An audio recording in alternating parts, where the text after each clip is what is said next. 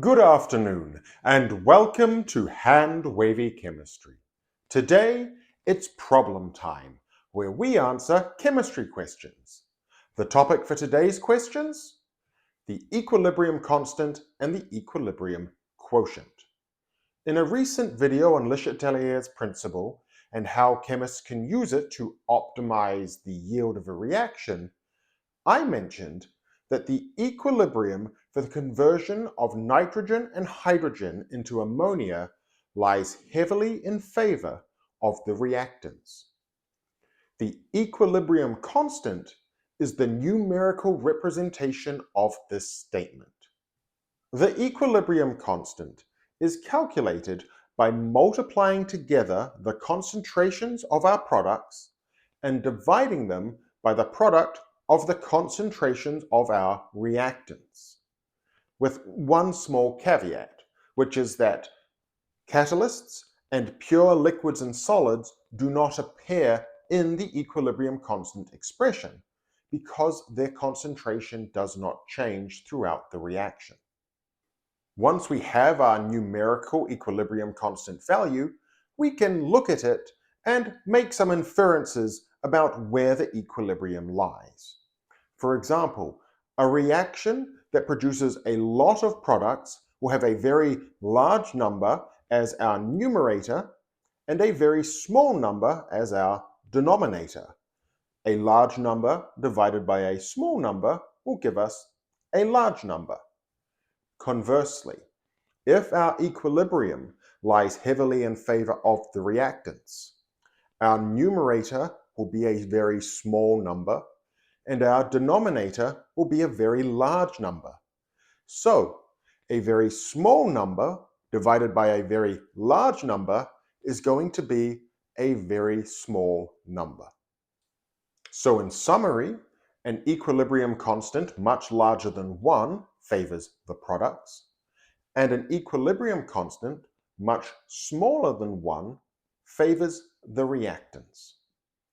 Now, let's do a few problems. Now, this first example is actually a little bit more complicated than what I would normally pick for an introductory problem on account of it having this graph. However, this graph highlights several key chemical principles that I would like to discuss before we get bogged down in number crunching. So, let's start by writing out the chemical reaction that this graph is describing, which is the production of sulfur trioxide. We're going to start with 2SO2 reacting with oxygen to produce an equilibrium with 2SO3. We can see that this reaction has stoichiometry of 2 to 1 to 2. 2 moles of sulfur dioxide react with 1 mole of oxygen to produce 2 moles of sulfur trioxide. And if we look at the graph, we can see that the rate of depletion for sulfur dioxide is double that of the rate of depletion for the oxygen. And the sulfur trioxide is appearing in a 1-to-1 ratio with the depletion of sulfur dioxide. We can see the reaction stoichiometry represented in the graph. The other principle that this graph highlights is that reaction rate depends on concentration. So the rate of change is the greatest at the start when we only have sulfur dioxide and oxygen present. And as we approach equilibrium, that gradient gets less and less severe until eventually, at about 40 minutes, we reach equilibrium and the concentrations no longer change. So now, let's actually calculate what the equilibrium constant for this reaction is. So our equilibrium constant is going to equal the concentration of sulfur trioxide squared, and it's squared because we've got that 2 moles being produced, divided by the concentration of sulfur dioxide squared multiplied by the concentration of oxygen. And we're going to find those values by looking at the graph. So when we reach equilibrium, The concentration of sulfur trioxide is 0.07 moles per litre. We need to square that value. And the concentration of sulfur dioxide, that is 0.03 moles per litre. And again, we're going to square that value. And finally, the concentration of oxygen is 0.015 moles per litre. And putting these values into a calculator, we get an answer of 360, which is much greater than 1, so this reaction favours the products. Now, it is normal for equilibrium constants to be unitless values. And in fact, from this point on, I'm going to be ignoring the concentration part of the values that we put into our equations. And the rationale for doing this is that the concentrations that we are using when we calculate an equilibrium constant are effective concentrations or activities, in which case they are measured against a standard state of 1 mole per litre, and the units all cancel out. So they end up as unitless values going into the expression, and our final equilibrium constant ends up unitless as well. In that first example, we calculated an equilibrium expression using concentration. It is also possible to use partial pressures, which, from a practical point of view, is something that is often easier to measure when having a reaction in the gas phase than the actual concentration. So in this question, we're looking at the equilibrium between dinitrogen tetroxide and nitrogen dioxide.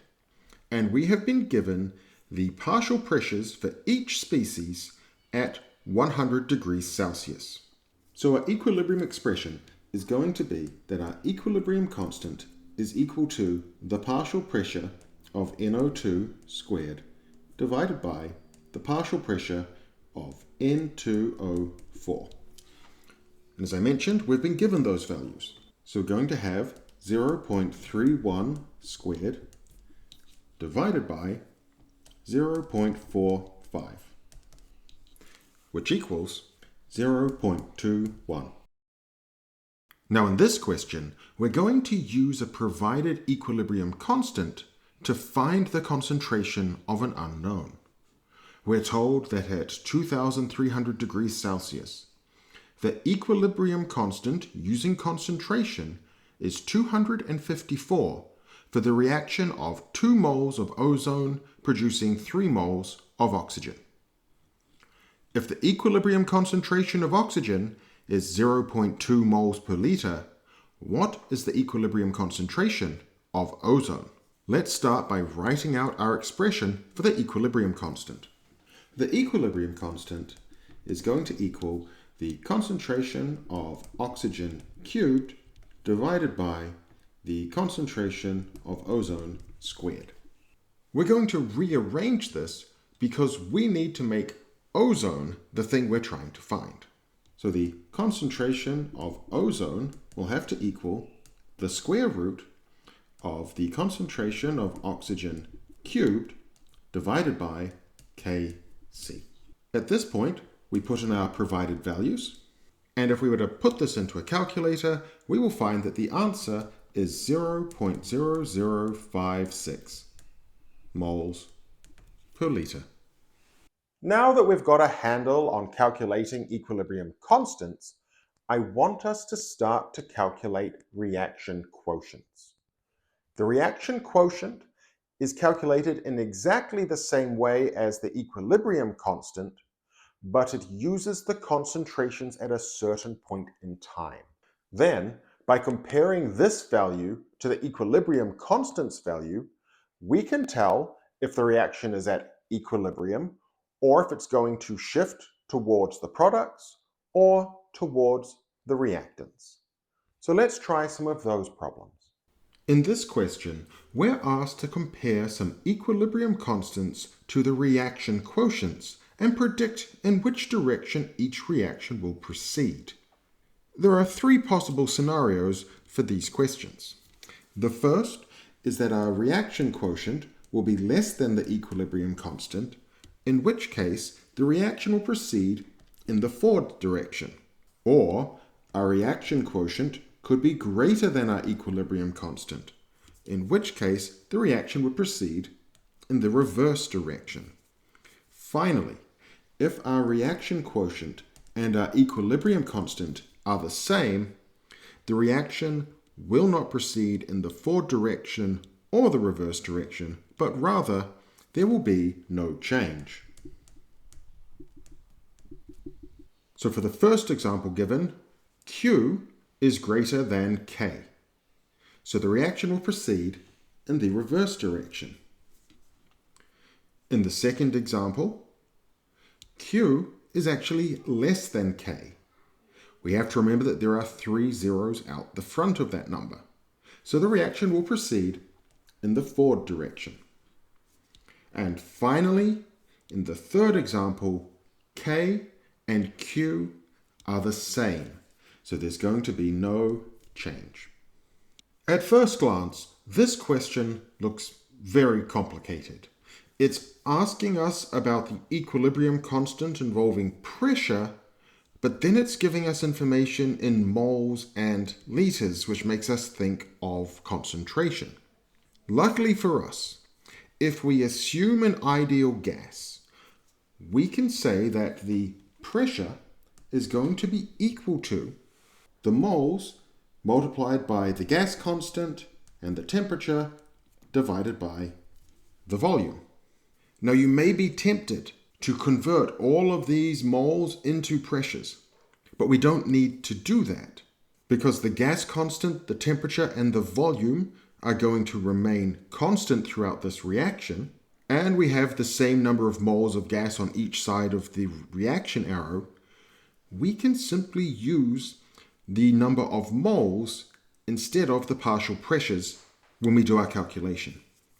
So our reaction quotient is going to be equal to 0.0783 squared divided by 0.0218 multiplied by 0.0145. Carrying out this calculation, we get an answer of 19.4. Because 19.4 is less than 54.3, the reaction is going to progress in the forward direction. Now, it may feel like a lot of this is just arbitrary number generating questions with no practical application. But there is one area of chemistry where this concept is used all the time, and that is in acid and base chemistry. When a weak Bronsted acid reacts with water, it produces the hydronium ion and the conjugate base.